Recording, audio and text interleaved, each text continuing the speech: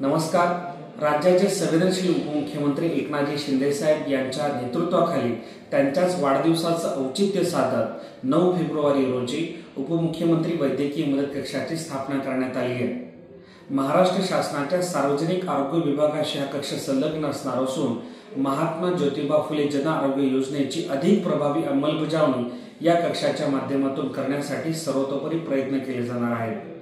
खरं तर या कक्षाच्या माध्यमातून रुग्णांना थेट अर्थसहाय्य वितरित केले जरी जाणार नसलं तरी या कक्षाच्या माध्यमातून राज्य शासनाची मुख्यमंत्री वैद्यकीय सहायता निधी योजना, धर्मादाय रुग्णालय योजना, RBSK योजना, केंद्र शासनाची आयुष्यमान भारत योजना आदी सगळ्या योजनांशी समन्वय साधत संबंधित रुग्णाला जास्तीत जास्त कसा दिलासा देता येईल यासाठी सर्वतोपरी प्रयत्न केले जाणार आहेत।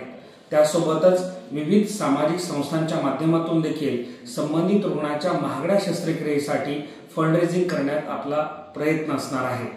धन्यवाद।